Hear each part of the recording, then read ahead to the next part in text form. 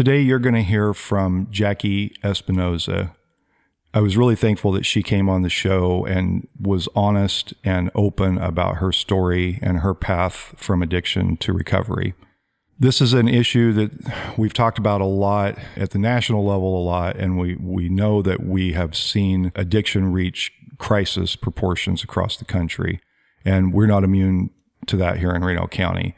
In the past year, according to the Reno County Health Department's dashboard on overdoses, we've had 353 overdoses in Reno County, 19 of which have been fatal. In those, there's a pie chart that looks at what type of drugs have been used and reached a level of overdose. Alcohol accounts for 20.4% of those overdoses. Meth accounts for 18.4%. Prescription drugs is 17%. Heroin is 11.3%. Oxycodone is 7.4%. And over-the-counter drugs is 9.3%.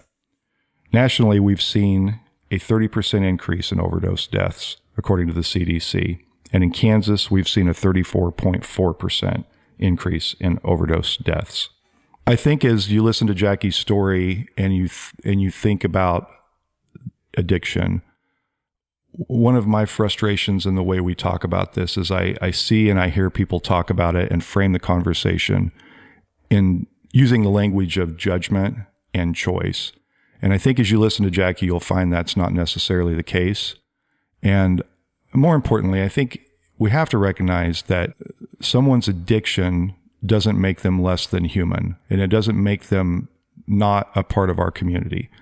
So I hope when you listen to this story and you listen to Jacci be so open and honest about her life's experiences, you'll remember that every addict that's out there has a group of people that loves them, that is dealing with the pain of addiction, dealing with the effects it has on families, friendships, and everything that goes with that. And that those people are praying every day that this person they love finds their path to recovery.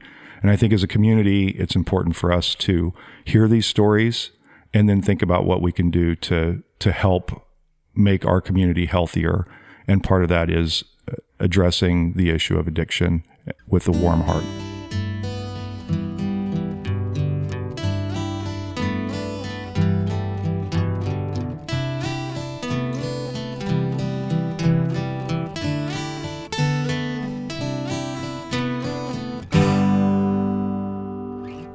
Hey everyone, this is Jason Probst, that guy in Hutch, and you're listening to That Podcast in Hutch. I have with me today Jacci Espinoza, and we're going to talk a little bit about an issue that's really important to me and something I care a lot about, and that's the issue of addiction, and more so how we help people get out of addiction and how we look at people with some humanity and do the work that we need to do to help them come out of that situation recovered and able to participate in our economy and our society. So Jacci's going to visit with me a little bit about that today, and I'm glad to have her here. Thanks, Jacci. Thank you. So we were talking a little bit before the show, and tell me just a little bit about you as a person growing up. You're 33 now, but you haven't always been 33. So tell me about your life a little bit. I grew up in Turon, Kansas. If you don't know where it is, you probably won't know where it is. It's teeny tiny. Mostly with my dad and my little brother and my grandparents. Went to Fairfield High School, had babies in high school, and then moved to Hutch. I was addicted to drugs from 23 to 30, and I know we're going to go into that a little bit. And went to jail, Oxford Corrections, and came all the way out of it. So, well, let's start with the important thing. How long have you been clean? I will have 3 years next Monday. Congratulations. Thank you. So you're growing up in Turon. That's a pretty quiet town. I mean, like I said, if people don't know where it is, it's kind of in this no man's land between Kingman, Pratt, and Reno County. It's in Reno County, but it's just barely in Reno County. And so what's life like out there? It's super quiet. It's different now than when I was growing up. When I was growing up, like there were no cops out there. We were outside all the time, walking from house to house, to my grandma's house. It was just real quiet, like almost stereotypical country living, but there's also a lot of drugs in Tehran. And when you say it's a small town, it's small. Like, do you have any idea how many people live out there, if you had to guess? I used to tell people it had a population of 200, including pets. Yeah. And so there's not much in the way of anything to do or services, or it's mostly residential. Mm-hmm. There's not even a grocery store. Yeah. Or a gas station. It's just, there's a bar. Yeah. So there's a bar. You would be bused to school. Yep. And then once you're back home, nothing, you're just at home. Yep. You said that you had babies in high school. How old were you when you had your first child? My first child came when I was 18. Okay. Right before I graduated. I got pregnant at 17. And then I had another one at 19 and another one at 21. So your early years from high school right out, you were having babies. Yeah. At what age or what point did you start using drugs? I started drinking and smoking pot and like sneaking pills from my mom when I was 14, but I didn't start doing hard drugs until I was 23. Talk to me a little bit about how that happens. I mean, there might be some parents listening and they might be a little bit on the edge of their seat or unnerved knowing that, 14-year-olds might be sneaking into the liquor cabinet or into the medicine cabinet. Talk about like kind of what drove that decision. Were you just a teenager being a teenager? Or I think so. Like when I drank for the first time, I drank with my mom as like some sort of rite of passage. She made us strawberry daiquiris. When I smoked pot for the first time, I was with my best friend and her boyfriend who was older than us. The pills, my mom always had pills. They didn't seem like a bad thing to me because she took them so often. Like my whole life, I just remember them being there. And they're from the doctor, right? Yes, absolutely. They had her name on them. So I didn't and there were times like if my fever got too high or if I was hurt that she would just give me one, but I don't even necessarily know if she knew the danger of a Lortab at the time. So. And I think that's one of the issues we have is a lot of people for a long time didn't recognize the danger of some of these prescription drugs, right? Absolutely. So you do that, and then you said you started doing hard drugs at 23. Mm-hmm. Talk about that transition. What kind of moved you from one realm to another? Well, I was dating a boy, and him and his friend showed up at my apartment, and they had meth, and they knew that I did not appreciate that substance in particular, and they were like, don't worry about it. We're not going to do it in front of you. We're going to go to the bedroom. You won't even see it. So I'm sitting in my living room, like hearing them laughing, hearing them having fun, like, and I got mad, like, why can't I be involved? So I just knocked on the door and I was like, if you're going to do it in my house, I want to be involved. Like, I want to try it. And that's how it happened. It was all downhill from there. So at that moment, you feel like you're missing out on something. There's this fun thing happening. A little bit of that, but there was also more of like, if you can't beat them, join them. There was more substance abuse than just my mom's pills in my childhood. And I think there might have been something along the lines of like, why will this substance not leave me alone? You know what I mean? Like, what am I missing? What don't I understand about this in particular? So I want to explore that a little bit. So you've been surrounded by this most of your life. And you've up to this point been resistant to that. You've done the prescription drugs and things like that, but this has been a bright line for you. Right. It was also the first time I'd been around it, knowing I'd been around it. Anything up until this point had always been done very secretly. Mm-hmm. By authority type figures, like nobody had ever been like, hey, I have this. And I had never known it was going on before. So I don't necessarily know how hard that line was for me, because that's the first time I'd ever been around it. And I just went right to it. Yeah. But the way I thought in my head, that was a hard line, hard no. But once you crossed that line and you did it, like, Can you talk about that experience a little bit? It became the only thing I wanted to do.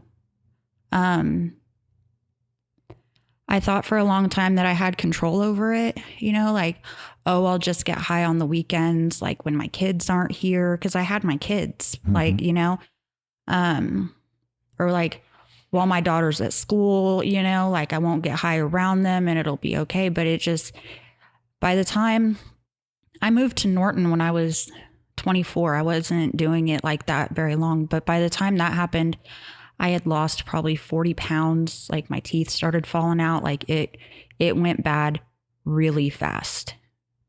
So the start of this, you're like, I have control of this. This is recreational. Yes. You're in your head. This is a recreational drug usage, and you can control it. You can stop it at any time. How did that? So then you start doing it more.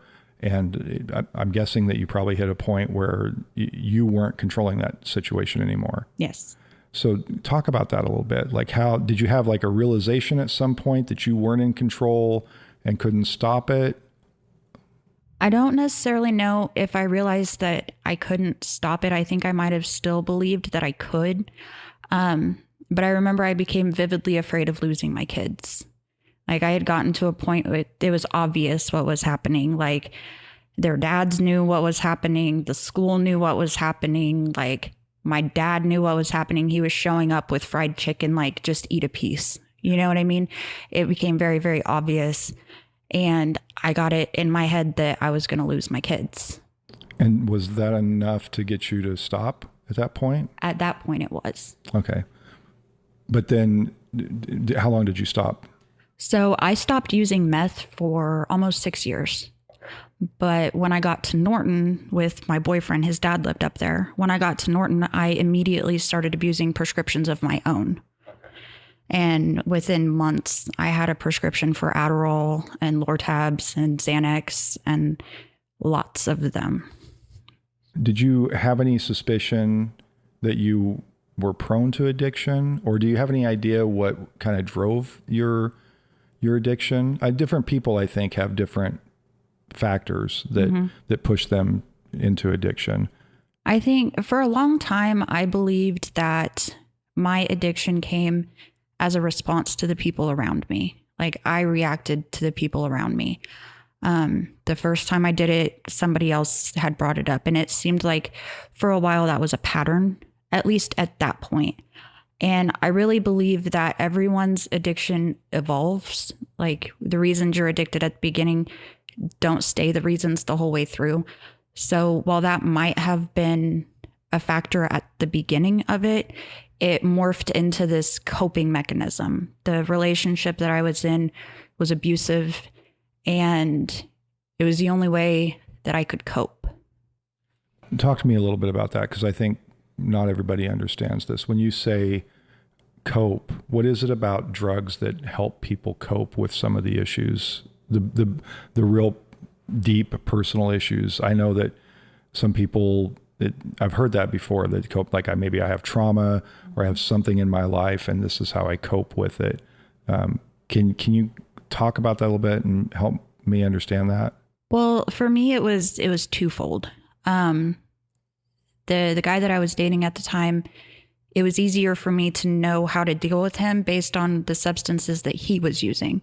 If he was drinking that day, I knew what to expect. If he was smoking pot, I knew to expect something else. That I could gauge how he would be based on what he did. Mm-hmm. But at the same time, when you have small children and you're in a loud, scary environment, right? Like, I've talked to my kids about it a lot. They're much older now, but they've told me, like, we could tell that you were doing everything that you could to protect us from that. And part of that, and this is not an excuse, but part of that is being able to act like everything's okay to them.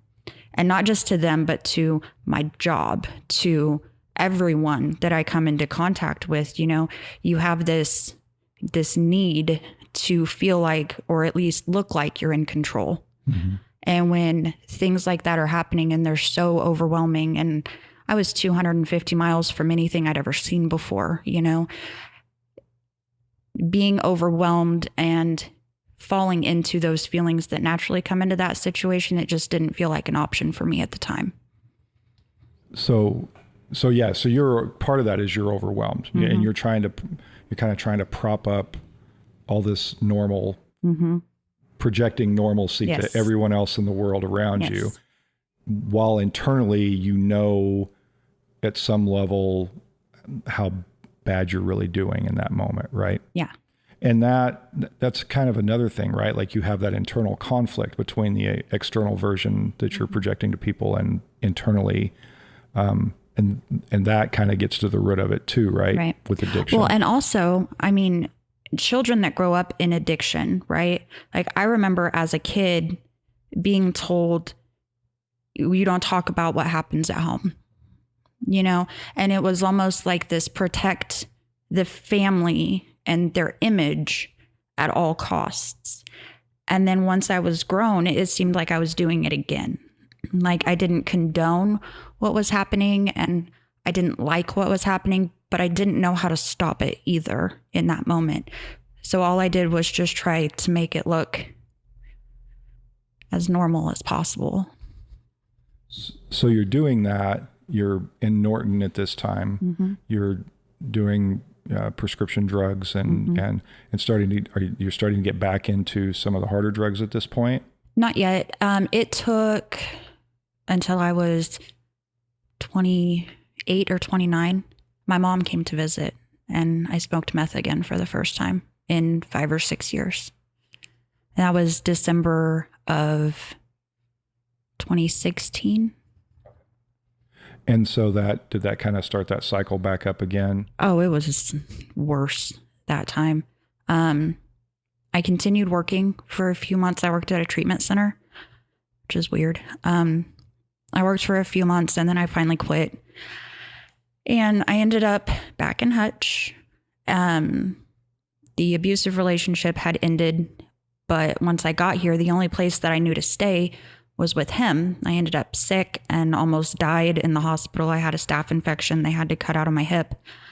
And I didn't like the way that was going. And I just took off and fell into the world of meth and drug dealing. And it was something that I thought I knew what I was getting into, but I didn't have any idea. So you're at that point, are your kids with you at this point? No, by the time that had happened, they were with their dads. My daughter was about to go to her dad's, and my kids all have different dads, but they were living with their dads. So you get out, and when you say out, are you kind of like bouncing from place to place? Oh yeah, I was completely homeless for the most part. Just staying with random people for a day or two. Like I had a new boyfriend that introduced me to a bunch of people. But from, I would say probably April of 2017 until May of 2018, I didn't live anywhere for any longer than maybe a couple days. So tell me what life's like in that period of time. You're bouncing from house to house, probably doing more drugs, I'm guessing. Oh yeah. Are you able to make any money in any way, or? Well, I was selling drugs. Selling drugs at the time. Okay. So you were deep in by this point. Yes. You at this point you came back to Hutch. You're all in on this is your life. Yep. So so you're in that. I mean, how is your mind at that point? Like, are you aware that like I got to change this at some point? Is that even a thought at that time? Are you just living day to day? At the beginning, for probably the first 6 months, it wasn't a thought.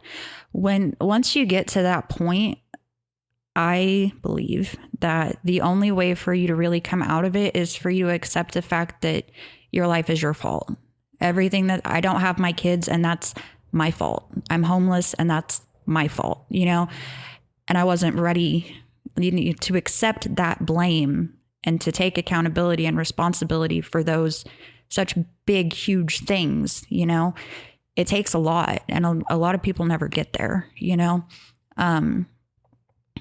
It's just crazy. Like, I remember at one point, me and a friend of mine were sitting there and we were both talking about our kids. And she said, you know what's crazy? I said, what? She said, I'm doing drugs to numb the pain of not having my kids. I said, yeah, but we don't have our kids because we do drugs, you know, and it's just this cycle that it's really hard to get out of. Eventually, I started to understand that what I was doing was dangerous. Your listeners can't see me. I'm not built for self-defense. You know, I'm not tough. I don't fight or anything like that. And that's really you have to be tough, you know, to live like that. And it was dangerous. I got robbed. I got beat up a couple of times. People pulled bats on me. People pulled guns on me, you know, and it was just very dangerous. But every time I tried to get into treatment, they wouldn't take me.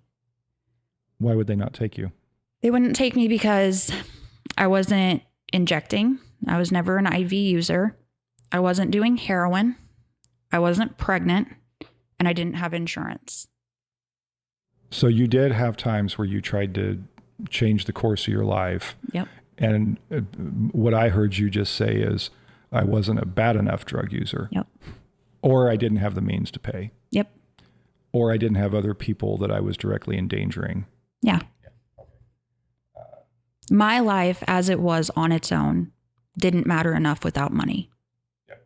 If you had money, if you could cash pay. Oh yeah, I could have went to Valley Hope or any of those expensive treatment centers, but I didn't. Yeah. And of course, you're not at this point. I mean, you're at a place in your life where you're not, insurance is not a thought. In anything like that is not something, because you're kind of in survival mode and you're in a world that doesn't really fit the mold, I guess, for the way we handle healthcare, right, and access to healthcare and substance abuse issues and mental health.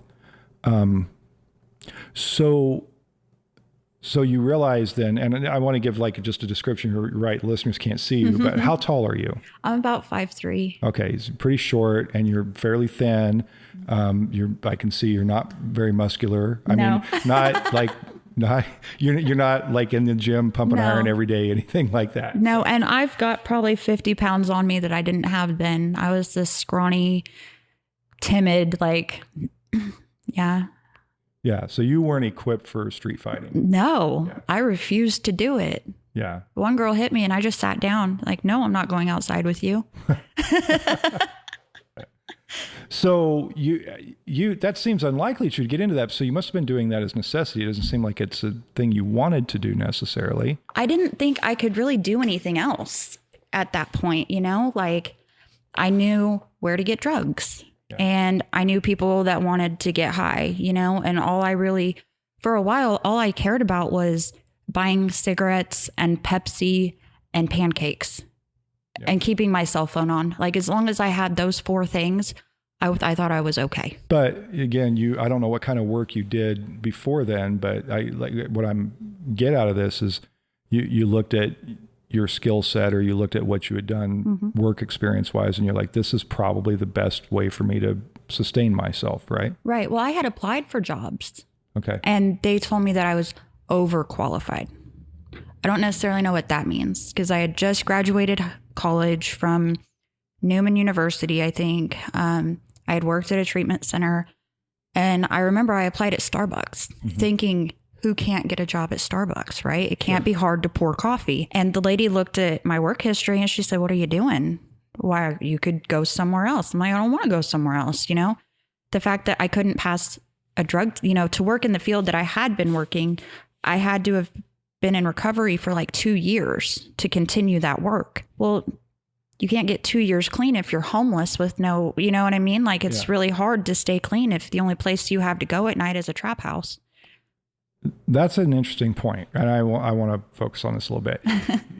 Even when you're in that world, once you've stepped in, for whatever reason, you get into this world, the way you protect yourself, the way you have shelter, mm-hmm, food, any access to any resources, is to stay in that world, mm-hmm, right? So it's not like you can just pack up your bags and start anew and go on, particularly if you don't have a support system really that's not involved in that world, right? Right.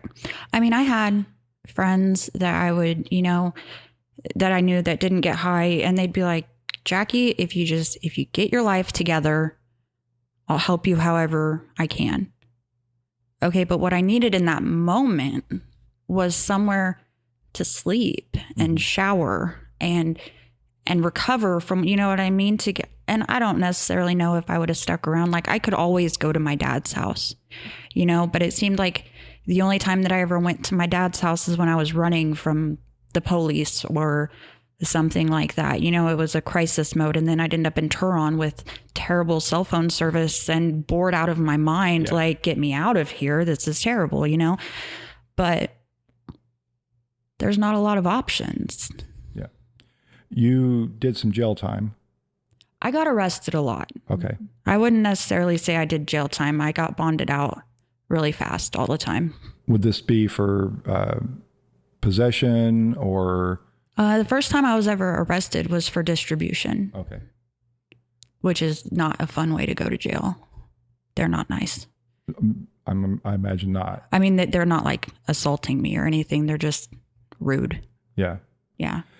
So, and they're probably unhappy with you because you were. Oh, for sure. You're distributing drugs. Yeah. And I told them my name was someone else's. Like, I was probably rude to them too. But. So did you spend a period of time kind of in and out of jail? Did you get charged? Yeah. I caught 3, drug cases. Okay. I caught 3 separate ones, one in September, one in January, and then one in April, I think. But in between that, I was also dealing with traffic stuff because I kept driving and I didn't have a driver's license. They don't like that either. Yeah. So I went in and out of jail probably 10 times in the course of a year. There was once I went in twice in 1 week. Did you get like a punch card or anything? I wish I would have. So that's another thing. And when you start getting into that loop, that's another disruption to your life, right? Mm-hmm. And so you're in jail, but then you get back out, but now you have this thing hanging over your head, criminal charges potentially. Right. And if you can't get out of that cycle that you're in or that life that you're in, you're just accumulating additional charges, right? Yeah. So it wasn't even necessarily the charges. I don't think I adequately understood what I was playing with. Like, people go to prison for longer for selling methamphetamines than they do for murder. And I didn't think I understood that at the time because I was just selling drugs. Yeah. But every time I got out of jail, I had people, one person in particular, that had spent quite a bit of money to get me out of jail, and then it was, we got to go to Wichita. I'm like, what are we going to Wichita for? Well, I got to make back the money I just spent, So that's a whole different another loop that people don't always think about unless you've been there. Yeah. So what started to get you out of this cycle? The final straw for me selling drugs, all of my friends were in jail. Everybody that had ever come to my rescue, I guess, the people that kind of halfway looked out for me, they were all in jail. And they were all in jail in the same pod. I don't know how that happened, but they would call me, and they'd be like, Jackie, what are you doing? What do you mean, what am I doing? Why are you asking me that question on a recorded line? And they're like, yeah, that's what we're worried about. We're all right here. What are you doing? And then one night, I was selling drugs and this kid pulled a bat on me and stole drugs that did not belong to me. I was just doing a favor for someone else, and it just spiraled way out of control. And I was like, I'm going to end up hurt. Yeah. At that point. So at that point, you realized that really hit you that this is a physical, this is an imminent threat. Yeah. That happened. Yeah. That happened at 4:00 in the morning on a random street corner, right? Middle of the night. But then I had court at 7:00. So I had to go from this crisis that went into another crisis because the people who owned the drugs that were sold, they got real mad and it was a whole thing. Yeah. And then immediately into court. How did you manage that? I have no idea. I just know it happened. So when you're in this moment, you're like, I got to do something different. Yeah.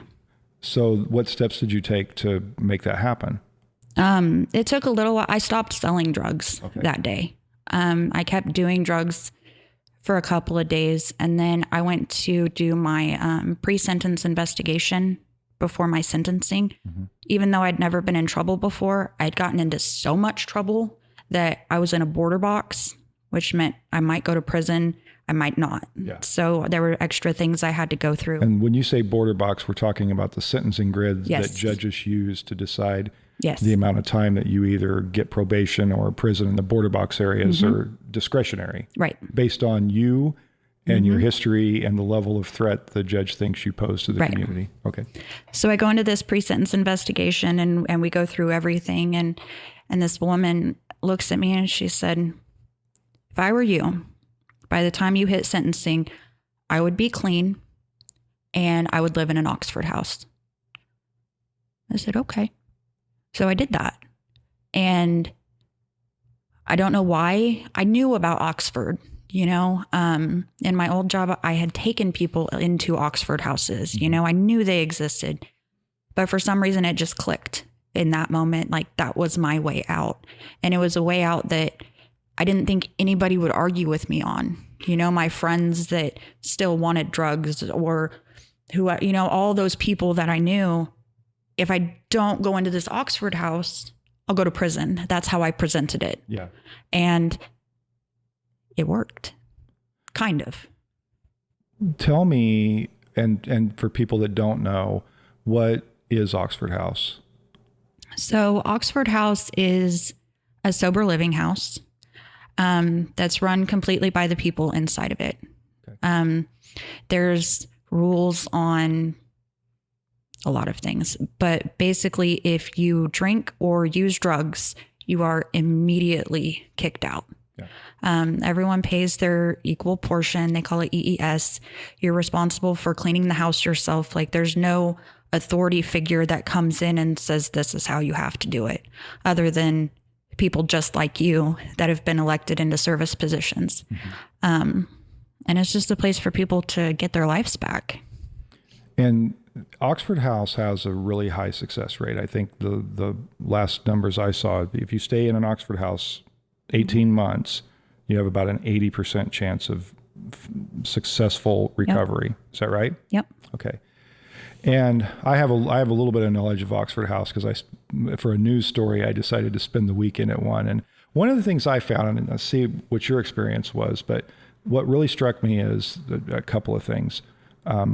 The self-governance component where they have, the council and everyone decides who's going to do what job. And there's a conversation about it, but nobody is lording over anyone saying you have to. It's just but it's a supportive environment. So if somebody doesn't do it, that conversation happens more in the spirit of, support and helping someone understand why this is important. And the other thing, well, a couple of things, sense of responsibility and ownership that you have this thing and you're letting other people down if you don't do it, and you're letting yourself down if you don't do it. Right. And the most impactful thing to me that I learned in my short time in Oxford House was this sense of family. And a lot of these people didn't have, prior to Oxford House, any sense of a support system. They didn't have any sense of family. And I felt like the Oxford House replicated or replaced what would have been family for a lot of people. Did you get that experience too? Absolutely. I'm still best friends with two of the girls that were there when I was acting a fool. I didn't do well in Oxford at first. It took me a few times to figure it out. One of my best friends performed my wedding a few months ago, and I met him in Oxford. It's absolutely a family. Yeah. And you guys continue that afterwards. It's I know a number of you that have been in Oxford and got out, and you're still doing things together now. You're still active in this recovery community today. a lot of people that have graduated, so to speak, from Oxford House, right? Right. So you had a little trouble at first with Oxford House, and did you get booted out? I don't know how they didn't kick me out. Chapter thought they should have a few times. I just didn't appreciate them telling me what I couldn't do, you know? And I didn't understand, like, what do you mean I can't go eat Chinese food with my alcoholic, drug addicted boyfriend? You know, he didn't pull in the driveway. I didn't see the big deal of it. I relapsed a couple times, moved out to my dad's again because I always thought that was going to solve my problems. And he tried, bless his heart. But then I finally relapsed out of one of the houses and I finally got to treatment. Okay. I had to lie to them, but they agreed to let me in. So you got into residential treatment? Yes. Okay. Not in Hutchinson at the time because we didn't have it. No, I went to Winfield to Preferred Family Health. Okay. And how long were you there? I was there for 54 days. Okay. I think they kicked me out, but not because I got high. But you got out and then you come back to Hutch? Yes. Okay. Yes, I immediately, I was already planning my escape from their reintegration program. I didn't want to live in Winfield for the rest of my life. And I had interviewed at Tomahawk Oxford House over the phone as a way to convince my corrections officer to let me leave. And she said, no, give me a few more weeks or something. But they ended up kicking me out over something very small, very small. And I just immediately went to Tomahawk because they have this 2-week window that your interview is still good. So I just called them and said, I'm on my way. And they're like, what do you mean? I said, well, I got kicked out of treatment. I'm on my way. So. And so they let you in. Yeah. And that time, were you successful? That was the time it finally worked. Okay. I had to do a couple more days in jail for getting kicked out of treatment, but, yeah, everything turned around right then. I felt welcome. I felt wanted. Like these were a lot of the same girls that had been like basically beating their head against a brick wall. Like all you have to do is just stay home, you know? Yeah. And they were finally just like, okay, here we go. Let's do this. And then they started trusting me with checkbooks, you know, the house checkbook. I'm like, do you know me? Like, they're like, yeah, we do. And this is what you do now. So that was huge. Talk to me a little bit about that, because how impactful is that to somebody who's, you know, the kind of the takeaway I had from my experiences. Some addicts look and they say, I've made a complete wreck of my whole life, right? I've made all these mistakes. I've hurt all these people. I can't be trusted with any of these things. And you're giving me a checkbook right for these other people. Yeah. Tell me what that does to you. It might sound crazy, but it gives you a sense of identity back a little bit, you know, because when you're out there and you're selling drugs and you're doing drugs, you know that society as a whole would probably feel better off without you. You know what I mean? Nobody's counting on you to do anything. No one's expecting you to do any better. They honestly probably don't care if you live or die most of the time. You know, I've seen awful things written about addicts that have died, you know? Yeah. But then all of a sudden here are people that, you know, like I know these people are just like me and I didn't even get along with all of them. Yeah. You know, one of them in particular, she's my best friend now, but we severely did not like each other, you know? And they were like, we trust you. Here's the checkbook and here's how you do it. And that probably starts to build, I mean, success begets success, yes. Right? So you do that and then you start to feel like, okay, maybe I can handle some of these other things in life, right? Yeah. And they just put me in the car. Hey, do you want to go to this meeting and help this house? And they'd always offer me a Pepsi. That's how they got me to go places. And then eventually it was, well, I think you should have this chapter position. I think you should be the president of the house. If you keep the Pepsi coming, I suppose, you know, like, I don't know. But it was enough to keep you wanting to do it. And you're building this kind of confidence, right? Right. The people tend to rise to their to the expectations placed upon them, or they fall to meet them. Yeah. And once I got treatment and I kind of got my head on straight just a little bit, I was able to realize that their expectations were for my own good. You know, they genuinely wanted me to do better, and that allowed me to rise to meet them. And that gave you some perspective about why they didn't want you going to eat Chinese food before, right? Yeah, they were so mad. Yeah. And it wasn't because they were being jerks or trying to control you. Right. I found myself doing the same thing, you know? No, you can't do that. You know, it's crazy. That's funny. So you get out of Oxford House. When did you leave Oxford? I moved out of Oxford in January of 2019 with my best friend. We got an apartment together. Okay. And so you're on your own. Are you renting a house now? We were renting an apartment. Okay. Yeah. It was supposed to just be the two of us, but surprise, our kids showed up. Okay. Her oldest son ended up moving in with her. By that point, I had custody again of my youngest son. Okay. So our 2-bedroom apartment was immediately pretty full. So we found a 3-bedroom and lived there for a year. Okay. So at this point, you're working. Mm-hmm. You're taking care of your kids. Yep. You're living a totally different life. Yes. What were you doing for work at the time? When I first got into Oxford, I worked at McDonald's on 30th Street. And then my friends from Oxford gave my resume to the president of New Beginnings, and I ended up getting hired on there as an accounts manager. Okay. And I've been there for a little over 2 years now. Yeah, that's where you still work today, right? And New Beginnings has been in town for a number of years, long time actually. That runs a homeless shelter or overnight shelter, transitional housing, and has a lot of programming to help people transition from homelessness into home ownership eventually, if that works for them, right? And so you do an accounts management for that, right? Okay. And now so you've been doing that job for 2 years, right? Right. How do you feel now working that job, steady income, stability, helping other people, looking back on the kind of arc of your life from that time when you were 14 doing alcohol and painkillers for the first time, all the way through that? What does that feel like now?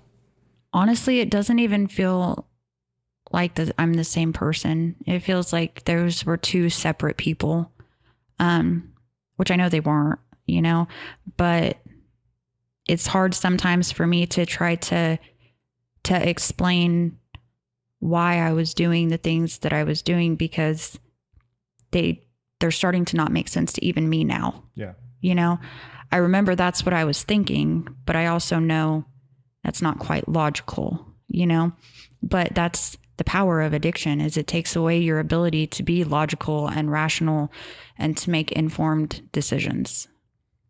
Because your primary driver is something different than logic and the things that most people use to make decisions in life, right? Right. I mean, from a rational point of view, you know, a logical, even a survival perspective, you know, Maslow's first tier of needs is food, shelter, safety. And when you get as far down as I had gone, those were gone. I had none of that. And I wasn't actively seeking any of those things. I wasn't seeking food. Sometimes I wasn't trying to find a place of my own. You know what I mean? I wasn't seeking any of that because that wasn't what was important at the time. I hadn't thought of this in terms of Maslow's hierarchy of needs, so I'm glad you brought this up. But what I hear there is that those basic food, shelter, security, those are replaced with addiction. Yes. In that moment that those basic hierarchical needs are replaced by, I need this feeling. That's what provides me with that's what I'm using instead. Right. Okay. So thanks for explaining all. I just want to pause and say thanks for explaining that. I'm asking you a lot of tough questions, no, and you're doing great with this, so I really appreciate that. So not only are you working, paying taxes, spending money in our economy, doing all the things that we hope people do. You're kind of involved in some other projects to kind of advance understanding of addiction and recovery and to help people. Talk to me a little bit about what you're doing in that field now. Well, back in 2018, there was quite a few fatal overdoses that happened here in town. And I hadn't been in Oxford for very long, but I knew some of them, and while I was away at treatment, they organized a march. It's kind of where it started, at least in my recollection of it. And they wanted to do something about it. And it just progressed into what we now know as Addicts Against Overdose. It really kicked off probably beginning of 2020. Because we had a whole bunch more fatal overdoses in town. And these were our friends, and these were, good people. They weren't what the movies show. You know what I mean? Yeah. That danger lurking in a shadow somewhere that's going to rob your soul. That they weren't that. They were good people who loved their kids and were just struggling, and nobody really seemed to do anything about it. There was a lot of talk for a day or two, like the police department said, we'll find them, we'll stop the drugs, but they've been saying that for 100 years, So we decided that we were just going to hand out naloxone. And explain what that is and what it does. So naloxone is a medication that can reverse the effects of an opiate overdose. It clears the opiates from the receptors in your brain. When you're overdosing, your brain forgets to tell your body to breathe. And that's how you die. You suffocate because you just forget to breathe, So when you administer Narcan, it clears those receptors and you remember to breathe. So it's a nervous system response that I've never understood exactly what happens, but it's a nervous system response. It's maybe overstimulated or overwhelmed, and you literally can't breathe. Right. You just shut down. And you guys have been not only like helping people understand the value of this intervention, but you've been distributing Narcan is the commercial name for it, right? Right. You've been distributing that at a lot of places. Every Saturday, I think you guys are somewhere distributing this, right? We've kind of slowed down a little bit. There's a national shortage on naloxone, but we've given out over probably 2,000 doses just in Reno County in 6 months maybe. And then there was a lot, and we've fought a lot of public opinions about that. Yeah, I want to ask you about that. Yeah, not everybody was excited about it. We were accused of causing the overdose spike. Oh. Yeah. Okay. Because apparently if people know that there's a possibility that they could be revived, that's going to make them want to do more just to see how far they can push it, was I think how they explained it to me. But there's no scientific evidence to back that up. Well, let's debunk a couple of these things. Okay. So explain to me why that's not true. Why providing medication like, to stop an overdose or reverse an overdose, why that's not true, I've seen those comments before that it's you're just encouraging people to use drugs and use more drugs because they know that you're going to be there to swoop in and keep them from dying. Why isn't that true? Well, because it doesn't always work. Yeah. It's not a guarantee that you're going to be okay, especially with people that are using alone. You can't administer Narcan to yourself. Yeah. The fentanyl is so powerful, and there's no real way to gauge how strong, the substance is. I've seen or heard of people needing 3 or 4 doses to come out of it, and we only provide 2 at a time. Now, you mentioned fentanyl, and that is one of the things that I've heard about, that one of the biggest issues with overdose right now is that there's drugs cut with fentanyl, and people don't realize they're using fentanyl, and it's highly powerful. And that is causing a lot of overdose deaths, right? Right. So it might not be in the situation you described that somebody's risk taking because they feel safe. It may be that they're taking a drug that has fentanyl in it that they don't know has fentanyl in it. I mean, the meth has fentanyl in it. Yeah. Maybe not all of it, but some of it does. The K2 has fentanyl in it. The cocaine has fentanyl in everything. Literally everything. I've heard of marijuana that had fentanyl in it, you know? Help me. Why does it have fentanyl in it? Can you help me understand that? I'm not 100% sure. I have my theories. I'd love to hear a theory. Okay. My theory is that fentanyl weighs more, especially than like marijuana. Okay. Marijuana doesn't weigh a whole lot, right? Yeah. Put a little bit of fentanyl in it, it weighs more. So you can make an ounce go further. That's my personal theory. I don't know anybody that sells fentanyl. I don't know why they're actually doing it, but that's what I think. It's a way to make them more money. Okay. So if you cut the drug with fentanyl, then it weighs more and you can thin it out basically and charge more. And overall. It still produces a high over back in the day when they were using baby powder. You know, baby powder doesn't get you high, but fentanyl does. And it's very, very addictive, you know? So then let's say somebody gets a bag of methamphetamines and they like the way it feels. They don't know it has fentanyl in it, but they like the way it feels. So they come back and they're like, I want more of that. Yeah. You know, so now they've got their hooks in you two different ways. Another myth that I want to debunk on this is that who's paying for all this Narcan? So Addict Against Overdose, we pay for our Narcan, at least the shipping of it. A lot of it has been donated from, I don't even honestly couldn't tell you for sure where they get it, but it's... But there are national groups that work on this, and they raise funds, they purchase Narcan, they find groups like you that are working on the local level and send that Narcan to you. Right. And we generally pay for the shipping. The point I want to make sure that everyone gets is this is not your taxpayer dollars are not being used to purchase Narcan. No. You guys have done fundraisers. Yeah. Right. To raise money to purchase Narcan. Yeah, we've done a few. We sell t-shirts. We do. Sometimes people just give us money and that's cool. We had a GoFundMe to get our 501c3 status and that's still pending. The IRS is slow. Yeah.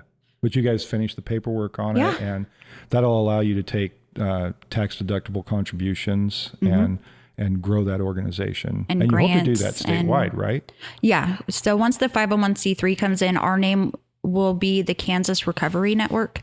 It's the first harm reduction coalition in the state of Kansas. Addicts Against Overdose will continue as our naloxone distribution program. And our hope is that we can take and set up what we do in Wichita and McPherson and Salina and Hayes and El Dorado. Like, we keep getting messages and calls from all these people like, we need your help, you know? We just don't have the funds or the resources to do it. But once that comes through, we would be able to get grants and do the tax deductible donations. And it kind of makes us the real deal that some of those national organizations would be willing to help us. And it wouldn't be so many small donations. I think that's really exciting. And to think that it started here and to think that it started by people who a decade ago were on the other end of this equation. Oh, yeah. Right. We're all felons. We're all in recovery. We have everywhere from 6 months to 4 years. You know, there are people that we have help us at the distribution that have weeks of recovery. You know, we don't discriminate, but it helps to know that you're helping. Yeah. It provides a sense of something bigger than yourself. This is a central component of recovery, right? Right. You should do things beyond yourself and believe in something bigger. But something crazy about harm reduction, okay, and what we're doing definitely counts as harm reduction, is people who receive harm reduction services are 5 times more likely to find their own way into treatment. Say that again for me. People who receive harm reduction services are 5 times more likely to find their own way into treatment. So one of my questions was going to be, why do we care about harm reduction? Mm-hmm. You talked about some of the negative comments that have been out there, and I've seen them too. Some of them are kind of along the lines of, let them die. Yeah. So I made a post once about teenagers that were dying from taking one pill, right? And one of the comments literally said, play stupid games, win stupid prizes. That's about kids. Aside from just being cruel, mm-hmm. And the comments and of course on social media, things can be very, very cruel and thoughtless. But why do we want harm reduction? And you said it, you kind of pre-answered before I even asked the question. I made the statement in Topeka last year that people can't find recovery if they're not alive. Exactly. I think I'm familiar enough with your work and what you all have done. The idea is that if we keep people alive, they can recover. And if they recover, they end up in a place where you're at. Exactly. And they're doing exactly the things that we want, thriving, mm-hmm. we want people thriving in our community. Yeah. Well, give me some other examples of harm reduction. We talked about Narcan, but what are some other things that are considered harm reduction that maybe we haven't talked about much or we haven't seen much of in a place like Kansas? So another form of harm reduction that's very popular everywhere but here are syringe exchange programs. What is that, and what is the belief behind that? So the belief behind it is there's multiple beliefs, but first, to stop the spread of bloodborne illnesses like HIV and hepatitis C, to give them clean supplies. Okay. We can't stop you from using drugs, but hopefully we can help you not catch one of these diseases, right? But it also keeps syringes from being found in playgrounds and parks because they have a safe place that they can bring them back to. Mm-hmm. Most of these services offer in-house hepatitis testing, in-house HIV testing, free of charge. There's generally a case manager type person there. And they just ask, how are you doing? What are your goals? Do you want to cut back? And you let the person decide what they want to do. Maybe Sally Joe doesn't want to stop doing drugs, but she wants to stop injecting drugs. Okay. That's a positive step forward. She's not ready to quit altogether, but how do you do that? Or something like that. So it's kind of helping people. I'm giving them resources to move mm-hmm. to maybe a better place with the hope that eventually, and if they're going to do drugs, do them in a safer way. Right. In a way that doesn't add to the public health complexities that we deal with. And it's not only to keep the people using drugs safe, it's to keep the community they use in safe. Well, we probably should make a point that somebody that gets hepatitis C through intravenous drug use at some point probably or possibly ends up working in a place that handles a non-drug user's food. Absolutely. Right? I mean, that's the connecting point about why people who don't use drugs and might not ever use drugs might want to care about an issue like this, mm-hmm. right? Other harm reduction methods that are out there that you think are important to mention? I think that destigmatizing drug use is vitally important. They're people. It doesn't matter what you think of their addiction. They're someone's daughter. They're someone's dad. They're people. And a lot of people fail to realize that. I think they don't see the humanity. They refuse to see the humanity. I think because they couldn't have the opinions that they have if they recognized them as a person. Yeah. Do you find, it seems to me that I've found that people can have that kind of attitude until that hits their family or it hits very close to home. And then people who might have felt differently before find themselves facing a situation with a family member that they never thought they'd that have to face. Right. And that becomes very real at that point. Right. But what's crazy is that addiction is so prevalent. 99% of the population knows someone who, and some people take that experience with them as, I tried to help my daughter and she robbed me blind and lost her kids and now I'm raising them. And, they take that and it hardens them, because they weren't able to help, or the person wasn't willing to accept the help, but the people you love the most are the ones that are the least effective to help you. Yeah. You need somebody away from that, right? Yes. Yeah. So this kind of leads me to one of the questions and probably the last question I'll ask, because I warned you that I talked too much and it turns out that I did. What do you wish people understood about addiction and addicts that they might not understand? They want to do better. Even if it doesn't seem like they do, they're not having fun. Like, that's not what they want to do for the rest of their life. I don't remember anyone that I ever met that was just like, yeah, everybody hated it. But when you're so isolated from society and from family, and you're so discriminated against, with housing, if you have drug convictions, it's hard to get housing. It's, you don't have any sense of connection. And the opposite of addiction is connection.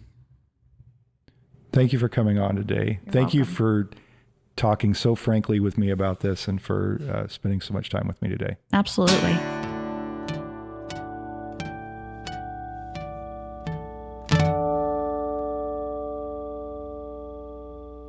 This weekend is Halloween weekend, and as such, there are loads and loads and loads of Halloween activities for families and children across town.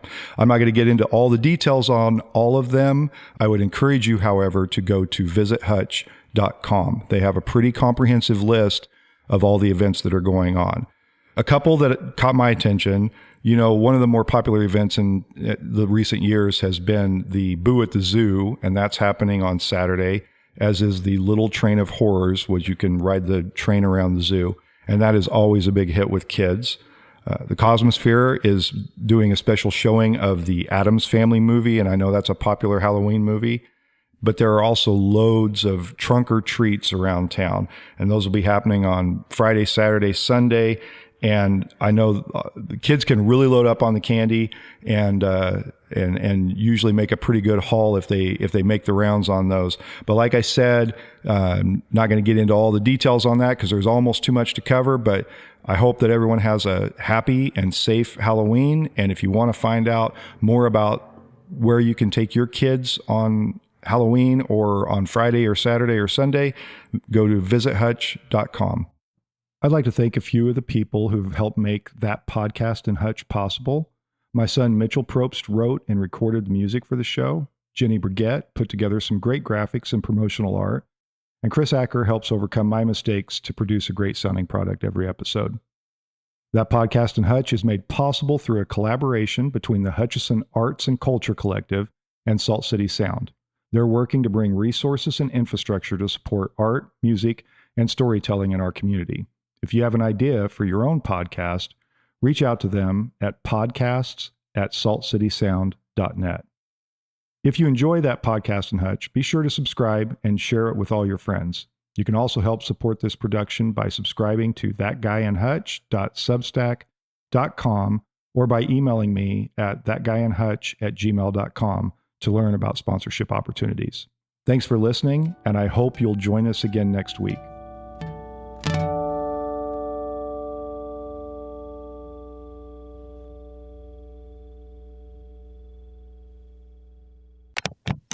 A Salt City Sound production.